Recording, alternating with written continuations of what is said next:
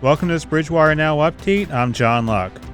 Massachusetts Governor Charlie Baker announced in a Monday morning press conference that 102 communities here in the Bay State will receive a share of 2 million free rapid COVID tests. These communities, which does include Bridgewater, had the highest proportion of families living below the federal poverty level and made them eligible to take part in the initiative. Part of our objective here was to make these available in communities where we felt there was, to begin with, communities hard hit by COVID, and secondly, as I said in my remarks, those communities that were had the lowest numbers with respect to our counts around income and that sort of thing. Places where they would really make a difference. Rather than defining specifically how those might be used in those communities, we decided to make them available to communities, those 102 communities, and let those communities decide what the best process for distribution would be.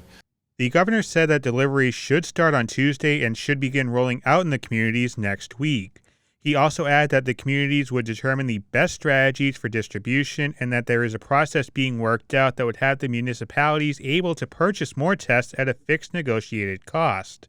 Lieutenant Governor Karen Polito added that the local officials have played a key role in the pandemic and should be able to determine who is able to receive a free COVID test.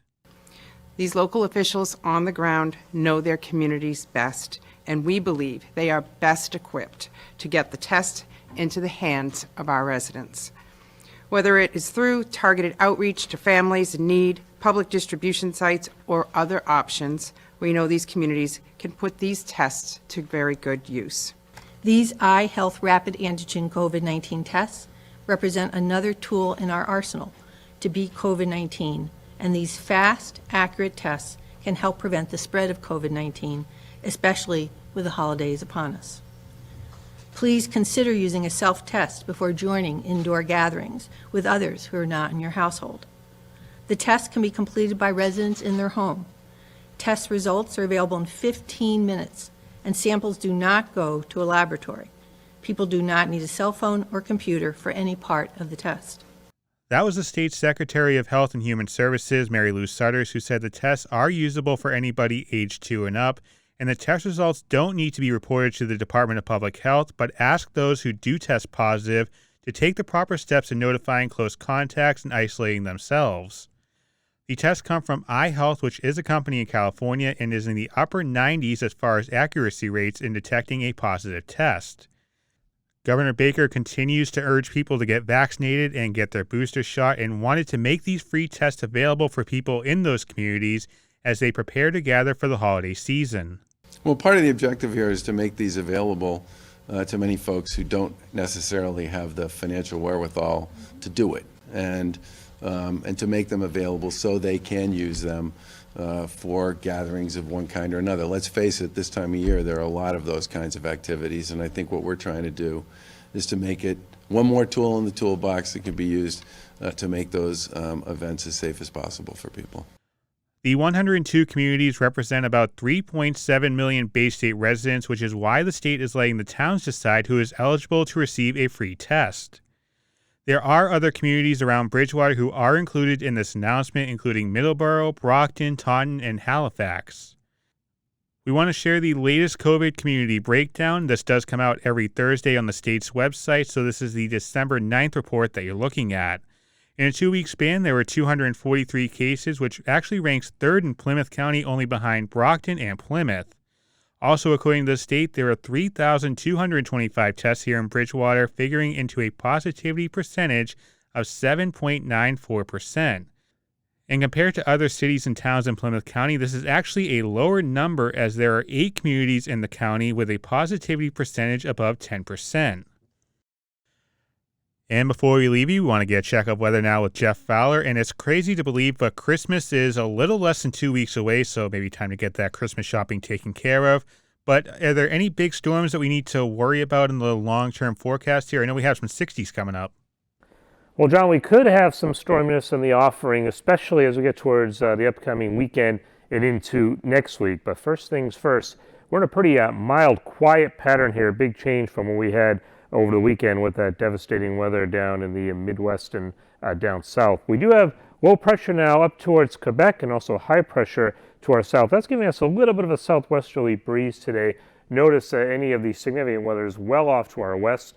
We do have a trough taken out on the west coast. That is bringing some rain towards the west coast with some mountain snows, and that will eventually get to our area in a much weakened form later on this week. It's 50 degrees outside the BT studio right now with those light southwesterly breezes. This morning it felt kind of chilly, but now as the day is progressing, warming up just a bit. Temperature is pretty uniform across the area.